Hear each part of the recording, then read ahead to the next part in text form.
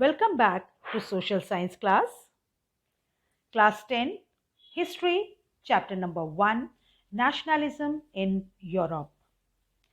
In the previous first class, we have started with the chapter and we have done the various topics like the dream of Frederick Sorio, formation of nation states, the French Revolution and the collective identity which was created during the French Revolution at the time of nationalism, the Napoleonic Code, Napoleonic reforms, and how the Napoleon was seen as an hostile. Then the bifurcation or the division of the European countries at the time of mid-18th century, the aristocracy which was prevailing in the society, along which the rise of new middle class was existed. The meaning of liberalism was taken by the different class in the different manner, as the meaning of liberalism by the new middle class people, by the political liberalism, social liberalism, economic liberalism. Under the economic liberalism, we did that in 1834, the Zollverein was formed, the solution which was taken out, and under the Zollverein, which was a custom union, it was formed at the initiative of the Prussia and joined by the many of the German states. According to this, the tariff barriers were abolished and the number of currencies were reduced from 30 to 2, due to which a wave of economic nationalism strengthened the wider nationalist sentiments growing at that time. Let us move to the next topic, a new conservatism after 1815. After 1815, the 1815 is the year which is referred as a very important year because in this year, the Napoleon Bonaparte, the ruler of France, was defeated by the four important European powers, Britain, Russia, Prussia, and Austria, in the Battle of Waterloo. These Napoleon powers, they defeated these European powers, they defeated Napoleon and they established the conservatism order in the European countries or the territories which were under the Napoleon, which were occupied by these four European powers.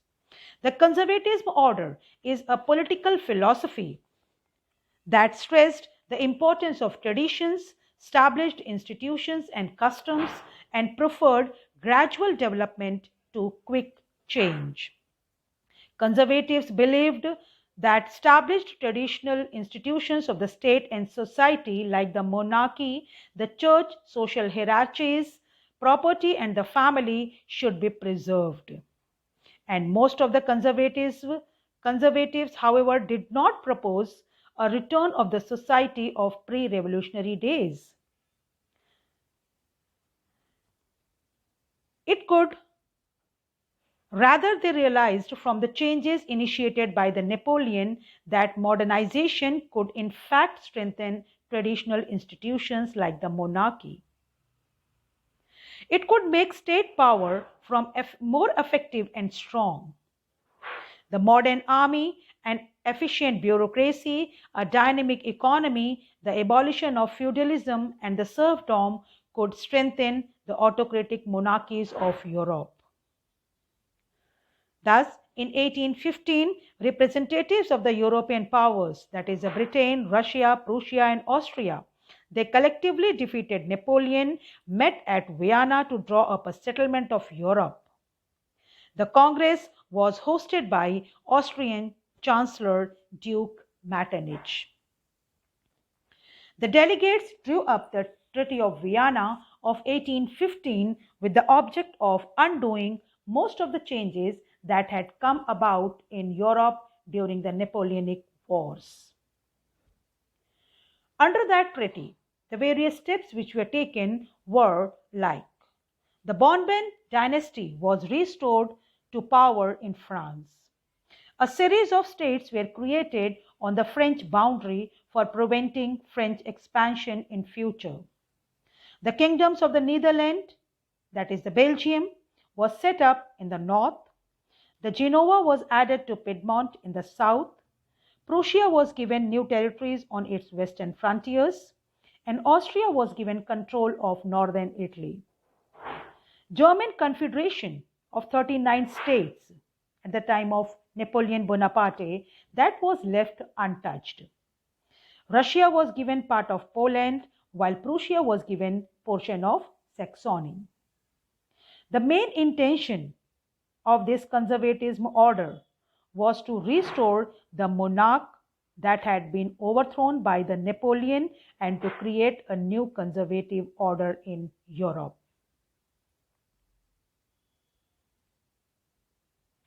The conservative regime, which was set up in 1815, was very autocratic. This type of government did not tolerate criticism and dissent and sought to curb activities that questioned the legitimacy of autocratic government. Most of them imposed censorship laws to control what was said in newspapers, books, plays, songs, and reflected the ideas of liberty and freedom which were associated with the French Revolution. But then, too, the memory of the French Revolution nonetheless continued to inspire the liberals. And one of the major issues which was taken by the liberal nationalists who criticized the new conservative order was to get the freedom of press. In that series, many of the revolutionaries created their secret activities of nationalism. During the years following 1815, the fear of repression drove many liberal nationalists underground. Secret societies were made in many European states to train the revolutionaries and to spread their ideas. To be revolutionary at this time meant a commitment to oppose monarchical forms that had been established after the Vienna Congress and to fight for liberty and freedom. And most of these revolutionaries also saw the creation of nation state as a necessary part of the struggle for freedom.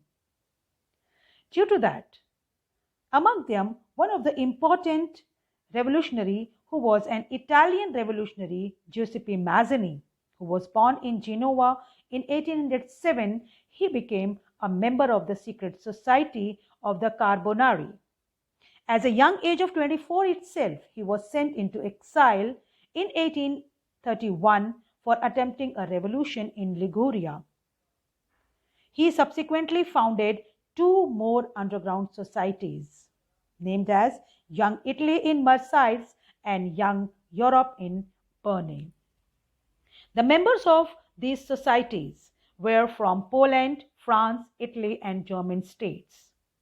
As Mazzini believed that God had intended nations to be the natural units of mankind, so Italy could not continue to be the patchwork of small states and kingdoms. It had to be forged into a single unified republic within a wider alliance of nations. And this unification alone could be the basis of Italian liberty. And this model of secret society was set up in many other parts of the European countries like Germany, France, Switzerland, and Poland. And the continuous support which Mazzini got, due to that, the Duke Metternich has recommended him as the most dangerous enemy of conservatism order. Let us move to the next topic, the age of revolution, 1830 to 1848. In this age of revolution, we will study the important five revolutions: 1830 July Revolution in France, Greek War of Independence, the Romantic Imagination, Hunger, Hardship and Popular Revolt, and 1848 the Revolution of Liberals. Let us start with the explanation of all these five revolutions. In July 1830, Bourbon kings of France were overthrown and a constitutional monarchy with Louis Philippe as its head was established. Metternich once remarked that when France sneezes, the rest of the Europe catches cold. The July Revolution sparked an uprising in Brussels, and the Belgium broke away from the United Kingdom of the Netherlands. The next revolution which occurred, although many revolutions occurred, but here we are studying some of the prominent revolution. At the event that mobilized nationalist feelings among the educated elite across Europe was the Greek War of Independence. Greece had been the part of Ottoman Empire since the 15th century. The growth of revolutionary nationalism in Europe sparked off a struggle for independence amongst the Greeks which began in 1821.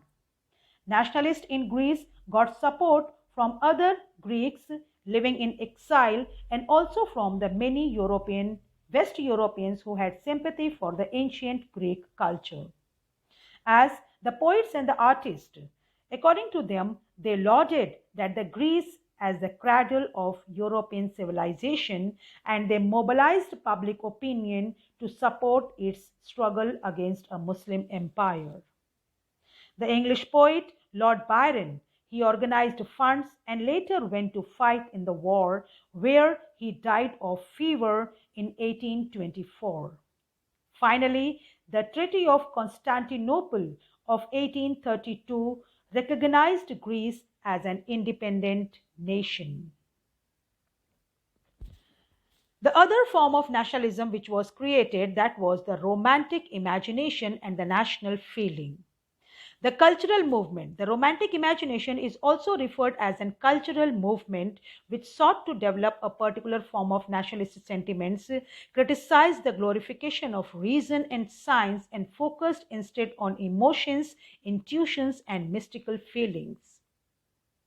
The German philosopher Johann Gottfried Herder, he tried to discover culture among the common people, named as Das Volk, through the folk songs, folk poetry, and folk dances. Language, too, played an important role in developing nationalist sentiments as after the Russian occupation over Poland marked the Polish language out of schools and Russian language was imposed.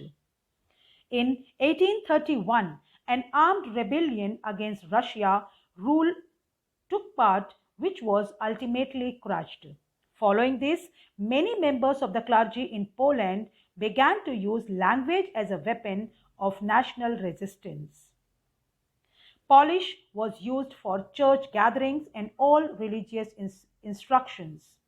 As a result, a large number of priests and bishops were put in jail or sent to Siberia by the Russian authorities as punishment for their refusal to preach in Russia. The use of Polish language came to be seen as a symbol of struggle against the Russian domination. There was also emphasis on vernacular language and the collection of local folklore, which was not just to recover an ancient national spirit, but also to carry the modern nationalist message to large audience who were mostly illiterate. This was especially so in the case of Poland, which had been partitioned at the end of the 18th century by the great powers Russia, Prussia, and Austria. Even though Poland no longer existed as an independent territory, but then too the nationalist feelings were kept alive with the help of music and language. Karol Karpinski, for example, he celebrated the national struggle through his operas and musics, and turning folk dances like the Polonaise and Mazurka into the nationalist symbols. We will continue with the next part, the next two revolutions in the next class. Thank you.